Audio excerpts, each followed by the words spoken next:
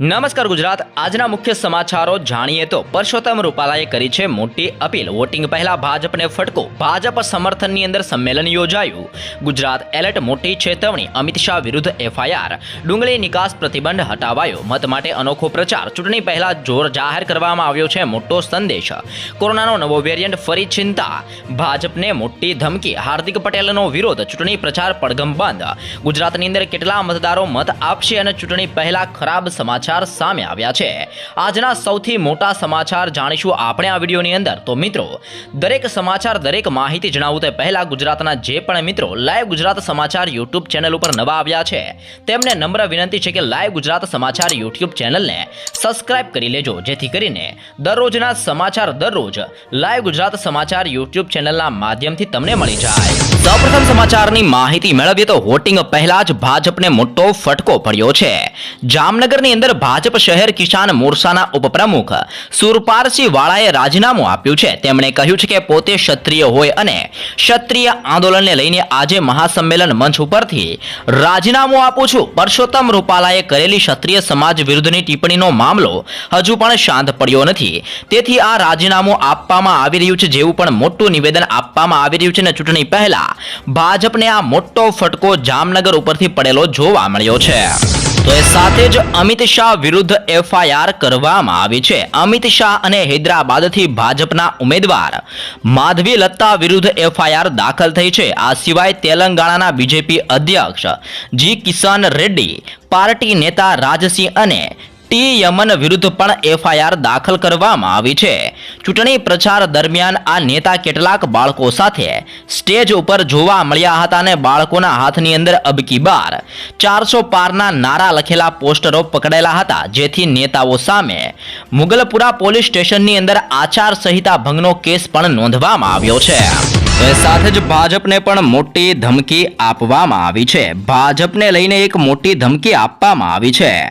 રાષ્ટ્રીય કરણી સેનાના અધ્યક્ષ રાજ શેખાવતે ધમકી આપતા કહ્યું છે કે જો બીજેપી કોઈ પણ બૂથ ઉપર છેડા કરશે તો ઈવીએમ મશીન તોડી નાખવામાં આવશે.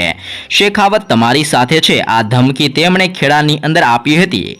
ખેડા જિલ્લાની અંદર મહુધા તાલુકાની અંદર ભૂમસ ગામે ક્ષત્રિય અસ્મિતા સંમેલન યોજાયું હતું ને જ્યાં રાજ શેખાવત પણ હાજર રહ્યા હતા અને તે દરમિયાન તેમણે આ શબ્દો જાહેર કર્યા હતા. ત્યારબાદના સમાચારમાં આગળ વધીએ તો હાર્દિક પટેલનો પણ વિરોધ કરવામાં આવી રહ્યો છે. પરસોત્તમ રૂપાલાને લઈને ક્ષત્રિયો ભાજપના નેતાઓનો વિરોધ કરી રહ્યા છે. મળતી માહિતી અનુસાર રામપુરા ગામની અંદર ભાજપના નેતા હાર્દિક પટેલનો વિરોધ થયો છે અને અહીં ચૂંટણી કાર્યાલયનું ઉદ્ઘાટન કરવા માટે આવ્યા હતા અને તે દરમિયાન ક્ષત્રિયોએ તેમનો વિરોધ કર્યો હતો. આ પહેલા પાટણની અંદર સરસ્વતી તાલુકાના ચારુપ ગામની અંદર પણ કેબિનેટ મંત્રી બળવંતસિંહ રાજપૂતનો વિરોધ થયો હતો. ક્ષત્રિયોએ જય ભવાનીના નારા લગાવી તેમનો વિરોધ કરેલો જોવા મળ્યો હતો. તો એ સાથે જ ફરી એકવાર દેશની અંદર ચિંતાનો માહોલ જોવા મળ્યો છે અને કોરોનાનો નવો વેરિયન્ટ પણ સામે આવ્યો છે. કોરોનાનો નવો વેરિયન્ટ ફ્લટ સામે આવી ગયો છે. અમેરિકાની અંદર નવા વેરિયન્ટને લઈને લોકોની અંદર ચિંતાનો માહોલ જોવા મળ્યો છે. નવો વેરિયન્ટ ઓમિક્રોન ફેમિલીનો ગણવામાં આવી રહ્યો છે. ઓમિક્રોન જ ભારતની અંદર બીજી લહેર માટે જવાબદાર હતો અને તેણે સમગ્ર વિશ્વની અંદર તબાહી મચાવી હતી. સ્વાસ્થ્ય નિષ્ણાંતોના મતે તે કોરોનાના બૂસ્ટર ડોઝ લેનારો ઉપર પણ હુમલો કરી શકે છે તેવી પણ માન્યતા માનવામાં આવી છે અને વિશ્વની અંદર ધીમે ધીમે હવે આ નવો વેરિયન્ટ કે જે ફ્લટ નામનો વેરિયન્ટ છે, જે કોરોનાનો જે પણ ધીમે ધીમે ફેલાતો જોવા મળ્યો છે ને જેના કારણે ફરી એકવાર વિશ્વની અંદર ચિંતાનો માહોલ પ્રસરતો જોવા મળ્યો છે. એ સાથે જ દેશની જનતા માટે ચૂંટણી પહેલા ખરાબ સમાચાર પણ સામે આવ્યા છે. ચૂંટણી પહેલા ગુજરાતીઓ માટે ખરાબ સમાચાર આવી ચૂક્યા છે. સિંગતેલના ડબ્બાના ભાવની અંદર 10 રૂપિયાનો વધારો થયો છે. 15 કિલો ડબ્બાની કિંમત 2565 રૂપિયા થઈ ગઈ છે. મગફળીની આવક ઘટી છે, તેથી આ પરિસ્થિતિ જોવા મળી છે. જણાવી દઈએ કે રાજકોટની અંદર તેલ બજારની અંદર સિંગતેલની અંદર 10 રૂપિયાનો વધારો થયો છે અને હજુ પણ એક અઠવાડિયા સુધી સિંગતેલના ભાવની અંદર વધઘટ જોવા મળી શકે છે, જેવી પણ અનુમાનની શક્યતા દર્શાવવામાં આવી છે. તો એ સાથે જ ગુજરાતની અંદર કેટલા મતદારો મત આપશે તેની માહિતી મેળવીએ તો ગુજરાતની અંદર લોકસભાની 25 બેઠક ઉપર ચૂંટણી યોજાવાની છે અને જેમાં 19 મહિલા સહિત 266 ઉમેદવારો મેદાનની અંદર ઉતરેલા જોવા મળ્યા છે. આ ચૂંટણીની અંદર કુલ 4,97,68,677 મતદારો મેદાનની અંદર મતદાન આપવાના છે. 50,788 મતદાન મથકો ઊભા કરવામાં આવ્યા છે. ભરૂચની અંદર સૌથી ઓછા 17,23,353 અને નવસારીની અંદર સૌથી વધુ 22,23,550 મતદારો નોંધાઈ આવ્યા છે. બેઠકના વિસ્તારની અંદર સૌથી મોટો કચ્છ અને સૌથી નાનો અહેમદાબાદ વેસ્ટનો વિસ્તાર જોવા મળ્યો છે. એ સાથે જ ચૂંટણી પ્રચાર પડઘમ થવાના છે બંધ. ત્રીજા તબક્કાની ચૂંટણીને લઈને આજે સાંજે ગુજરાતની અંદર પ્રચાર પડઘમ શાંત થઈ જવાના છે, જે પછી કોઈ પણ પ્રચાર નહીં કરી શકે.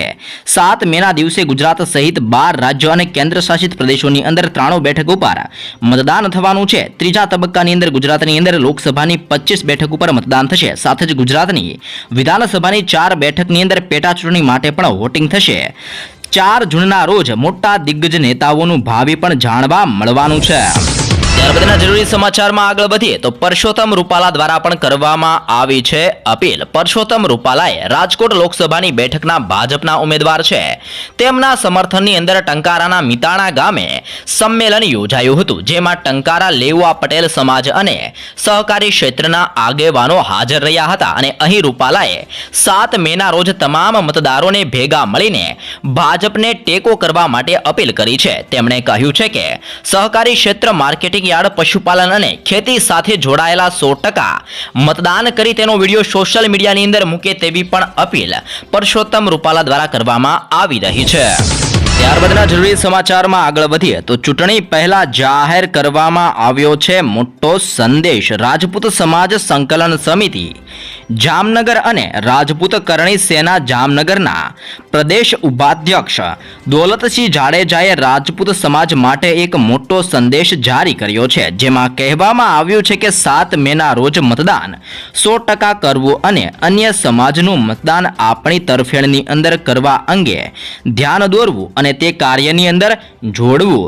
સાથે જ જણાવવામાં આવ્યું છે કે ચૂંટણીની છેલ્લી ઘડી આંદોલનને અવળે પાટે ચડાવવા કે શાંતિ ડહોળવાનો પ્રયાસ થાય તેવી પણ ભીતિ અત્યારે જોવા મળી છે.